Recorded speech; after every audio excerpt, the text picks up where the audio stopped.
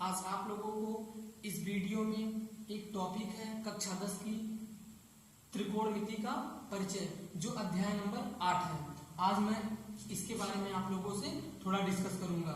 देखिए, त्रिकोणमिति का परिचय अर्थात अब तक आप लोग त्रिकोणमिति से परिचित नहीं थे। अब कक्षा 10 में अध्याय 8 से त्रिकोणमिति के बारे में थोड़ा बहुत जानेंगे। देखिए क्या है, त्रि मतलब होता है तीन, कोण मतलब कोण होता है, मिति मतलब माप, अर्थात तीन कोणों की माप। तीन कोण किसमें होते हैं? त्रिभुज में। तीन भुजा किसमें होती है?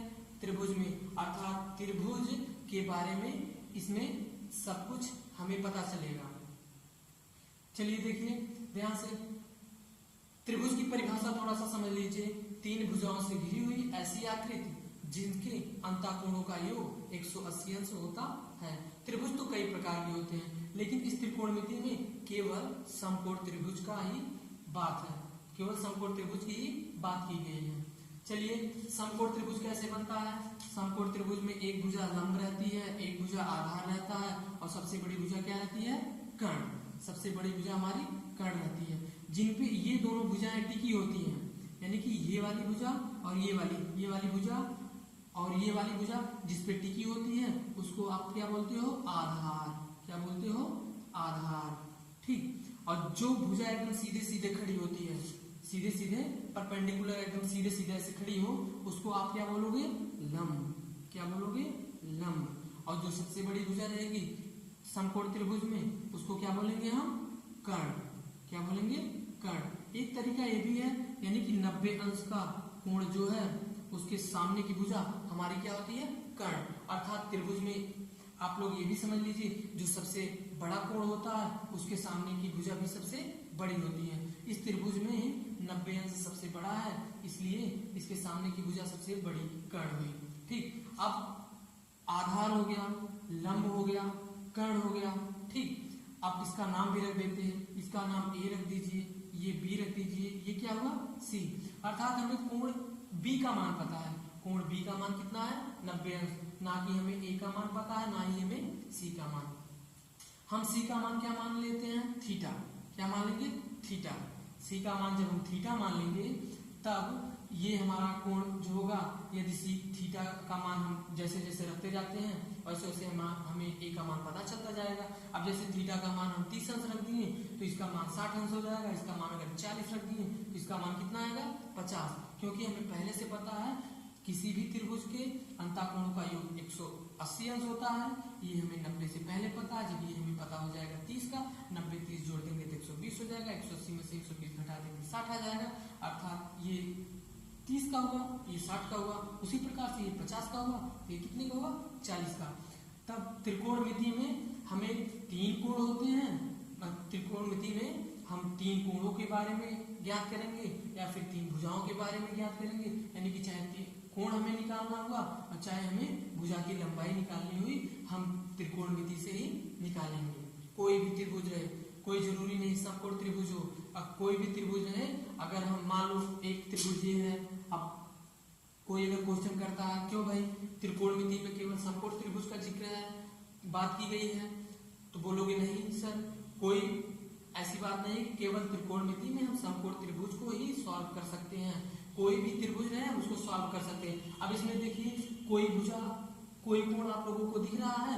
90 अंश नहीं दिख रहा है, तो हम यहाँ शीर्ष से क्या करेंगे? एक सीधा सीधा ऐसे इस भुजा पे, इस वाली भुजा पे एक लंब खींच लेंगे। यहाँ पे देखो बन गया 90 अंश।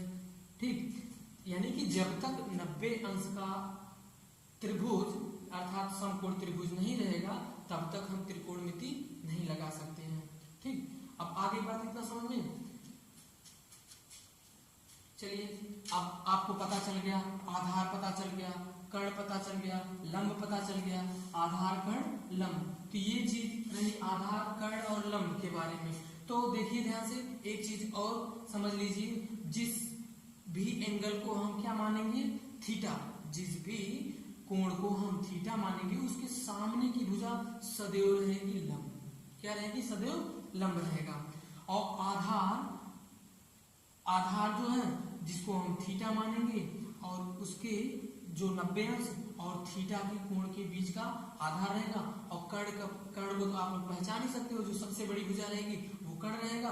आधार क्या होगा, जिसको हम थीटा मानेंगे, और जो 90 अंश के बीच का जो भुजा रहेगी, अर्थात जो 90 अंश और इसके बीच की भुजा को हम क्या मानेंगे, आधार मानेंगे। और ये जो थीटा जिस कोण को मानोगे उसके सामने की भुजा को हम क्या मानेंगे, लंब। ठीक, क्लियर। अब देखिए त्रिकोणमिति में कुछ नाम दिए गए हैं, जैसे क्या दिया है, साइन, क्या होगा साइन, फिर कॉस हो गया, फिर क्या होगा टैन, साइन कॉस टैन, फिर होता है कॉट, क्या होगा कॉट, फिर आएगा सेक, सेक, फिर आएगा कोसेक, कोसेक। अब देखिए ध्यान से, यानी कि ये रहा sine cos tan cot sec cosec.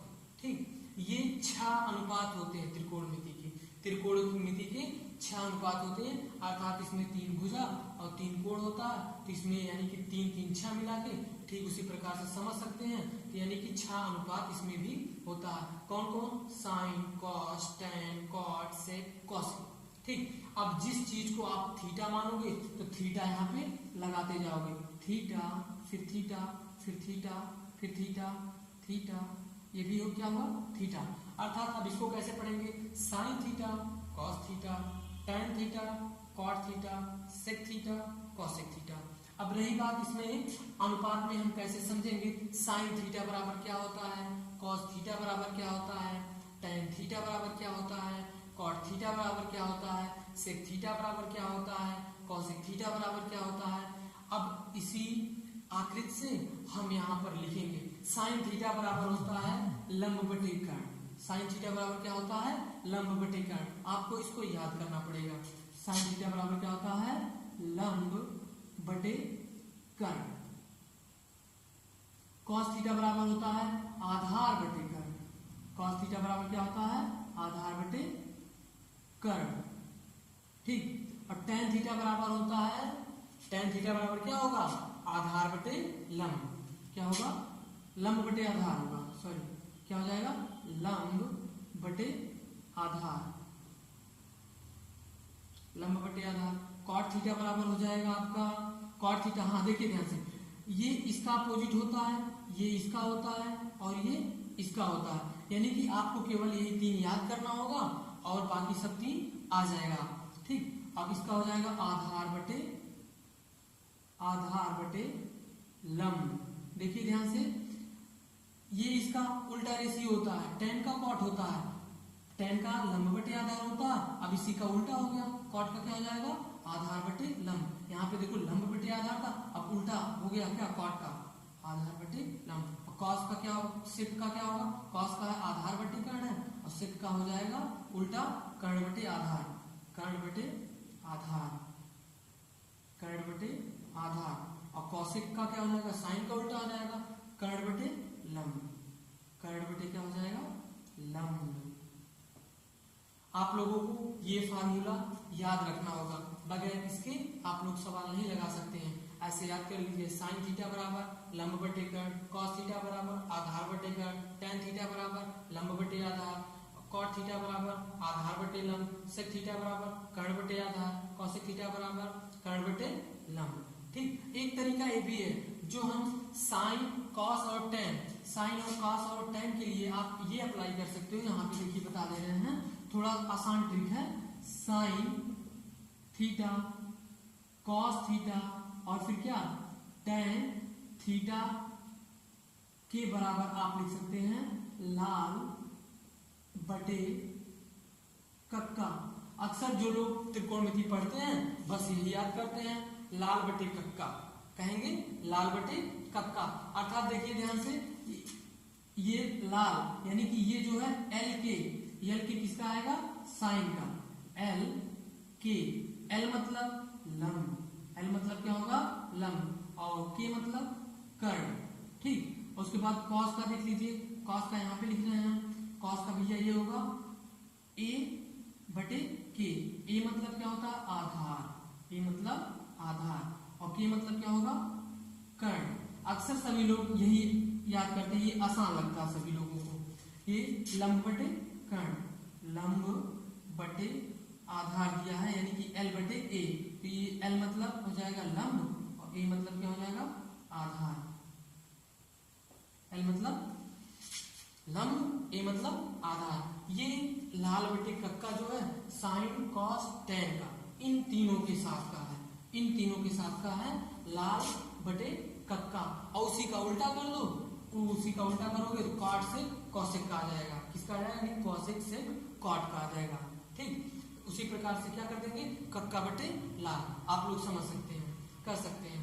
ठीक, इसको चाहे आप लोग वीडियो को रोक कर उतार लीजिए या फिर अगर याद हो तो अच्छी बात है, आगे सवाल को बताया जाए। हाँ, तो देखिए आपकी प्रश्नावली का पहला सवाल क्या लिखा गया है?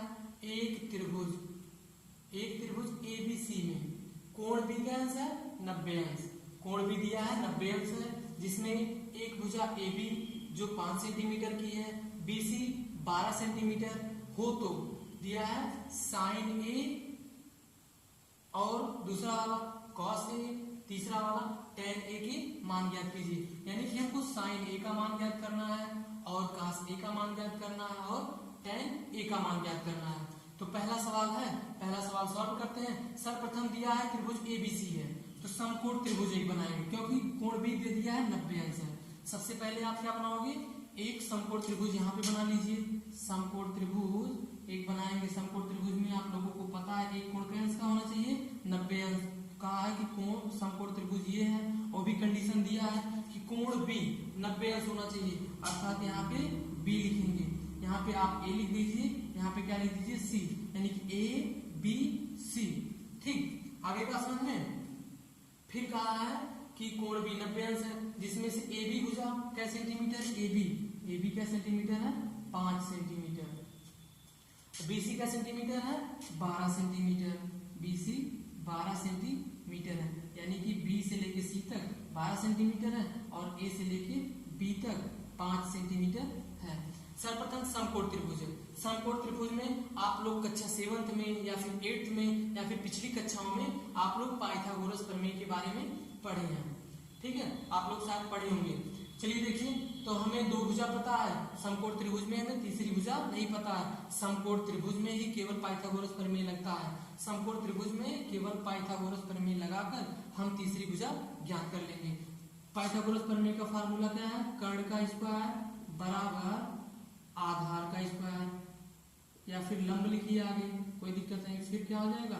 लंब का स्क्वायर। लंब का स्क्वायर प्लस आधार का स्क्वायर भी लिख सकते हैं, आधार का स्क्वायर प्लस लंब का स्क्वायर भी लिख सकते हैं। तो कर्ण भुजा हमें नहीं पता है, तो कर्ण का स्क्वायर ही ऐसे रहने दीजिए बराबर आधार कितना है? 12 सेंटीमीटर है। आधार 12 मान लीजिए, आधार 12 सेंटीमीटर प्लस लंब कितना है? 5 सेंटीमीटर। ठीक, 12 ग्राम कितना होता है? 144। 12 ग्राम में 144, यानी 12 का गुणा 12 बार 144 प्लस 5 पचे 25, और इसको दोनों को ऐड कर दीजिए। दोनों को ऐड कर देंगे कितना आ जाएगा? 169, यानी कि कर्ण का स्क्वायर बराबर 169।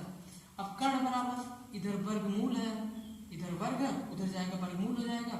इधर देखिए वर्ग है, स्क्वायर उधर जाएगा रूट हो जाएगा। तो यानी कि 169 बराबर कितना आ जाएगा? 169 का वर्गमूल प्लस माइनस 13। कर्ण बराबर कितना आ गया? प्लस माइनस 13, अर्थात माइनस हम नहीं लेंगे तो कर्ण बराबर कितना आ गया? कर्ण बराबर 13 की। ठीक, कर्ण बराबर 13। ये वाली भुजा हमें कितनी प्राप्त हुई पाइथागोरस प्रमेय के द्वारा? 13 सेंटीमीटर की। जब सेंटीमीटर में दोनों भुजा हैं तो भी हमारा कितने में आएगा? सेंटीमीटर में आएगा। अब हमें ज्ञात क्या करना है? ज्ञात हमें करना है साइन A। साइन A बराबर साइन थीटा बराबर क्या होता था? फार्मूला भी पीछे बताया गया है, लंब बटे कर्ण होता है। ठीक, साइन A बराबर लंब बटे कर्ण। अब देखो यहाँ पे A है, साइन थीटा बराबर लंब बटे कर्ण होता था, लेकिन यहाँ पे साइन A है। A अर्थात A वाले कोण को हमें क्या मानना है? थीटा। यहाँ पे देखिए A वाले कोण को कहा है थीटा मानने के लिए। हम पहले ही बता चुके हैं आप लोगों को, यदि A को थीटा माना गया है, इसके सामने की भुजा ये हमारी क्या हो जाएगी? लंब, यानी कि 12 सेंटीमीटर क्या हो जाएगा? लंब, यानी कि थीटा के सम्मुख की भुजा हमारी क्या होती है? लंब।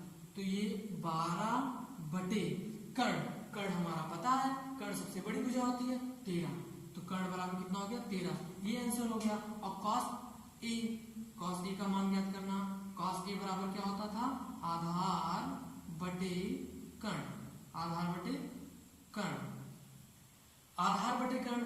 अब ध्यान थोड़ा दीजिए, हम पहले ही बताए हैं यहाँ पे थीटा और 90 अंश के कोण के बीच वाली भुजा को, अर्थात जिस कोण पे थीटा बना हुआ है, जिस भुजा के पास थीटा बना हुआ और 90 अंश है, उसी भुजा को हम लोग क्या बोलेंगे, आधार बोलेंगे। आधार कितना हो गया 5, और बटे कर्ण कितना है 13 ही है। ठीक, अब tan की वैल्यू देख लीजिए थोड़ा, tan a बराबर क्या होता है, लंब बटे आधार, tan a बराबर लंब बटे आधार। लंब आपको पता है उसी भुजा में a है, a को ही थीटा मानने के लिए बोला है, तो tan a अर्थात ये लंब था, ये लंब था, ये कर्ण था, और ये क्या है, आधार है, ये आधार है। ठीक, तो लंब बटे आधार अर्थात 12 बटे कितना हो जाएगा 5, इसका मान कितना आ गया 12 बटे 5। ठीक, अब इस टाइप के जितने भी सवाल हैं आप लोग लगा सकते हैं। जिस चीज को यहाँ पे कहे 90 अंश, जिस चीज को थीटा मानने के लिए बोले उसको थीटा मान लीजिए। बस केवल आप लोगों को ये ध्यान देना है कि साइन ए को थीटा मानना। ठीक, अगर यहाँ पे cos b होता तो cos b को थीटा वहां पे मानता, अगर यहाँ पे cos c होता, एक बार थोड़ा देख लीजिए इसी सवाल पे, यानी कि हमें लंब आधार और tan का पता चल गया, लंब आधार कर्ण पता चल गया है। तो आप लोग देख लीजिए थोड़ा, अगर इसी फिगर में, इसी आकृति में अगर बोल देता हमसे साइन c का मान ज्ञात कीजिए, या फिर tan c का मान ज्ञात कीजिए, और फिर क्या cos c का मान ज्ञात कीजिए, तब हम क्या करते, तब हम a को थीटा नहीं मानते, तब हम किसको मान लेते हैं, c को थीटा। तब देखिए ये हमारी आकृति इस टाइप से बन जाती है, यानी कि 13 तो ये था ही, मान नहीं चेंज होगा, ये 12 है ही, ये 5 है ही, यानी कि नाम भी a c और क्या मतलब b c a, हाँ a b c। अब कहा है थीटा मानने के लिए इसको, अब थीटा जब इसको मान लेंगे हम तो ये हमारा क्या बन जाएगा, लंब, ये हमारा लंब बन जाएगा। और 90 अंश के और थीटा के बीच की जो भुजा हमारी होती है वो क्या बन जाएगा, आधार, आधार। कर्ण हमारा यही रहेगा, कर्ण हमारा यही रहेगा। अब साइन सी अर्थात साइन थीटा बराबर लंब बटे कर्ण, लंब हमारा कितना हो गया 5, 5 बटे कितना हो जाएगा 13, 5 बटे 13। अब tan c दिया है, tan c बराबर होता है लंब बटे आधार, 5 बटे कितना हो जाएगा 12, 5 बटे 12। और cos c दिया है, cos c बराबर क्या होता है आधार बटे कर्ण, आधार देखिए कितना है 12 है, कर्ण कितना है 13 है, तो 12 बटे 13। ये आपका आंसर इस टाइप से हो जाएगा। अब देखिए साइन a का मान अलग आया है, साइन c का मान अलग आया है। ठीक, तो आप लोग बेसिकली बस इस बात पे ध्यान रखिएगा, जिस चीज को आप लोग थीटा मानोगे, जिस एंगल को थीटा मानोगे, उस कोण के सामने की भुजा हमारी क्या हो जाएगी, लंब हो जाएगी, और थीटा और 90 अंश के कोण के बीच की भुजा आधार होगी। अगर हम इसको थीटा मानेंगे तो आधार ये बन जाएगा, अगर हम इसको थीटा मानेंगे तो लंब ये बनेगा, आधार ये बन जाएगा। केवल आपका आधार और लंब चेंज होगा, कर्ण वही का वही रहेगा। क्लियर।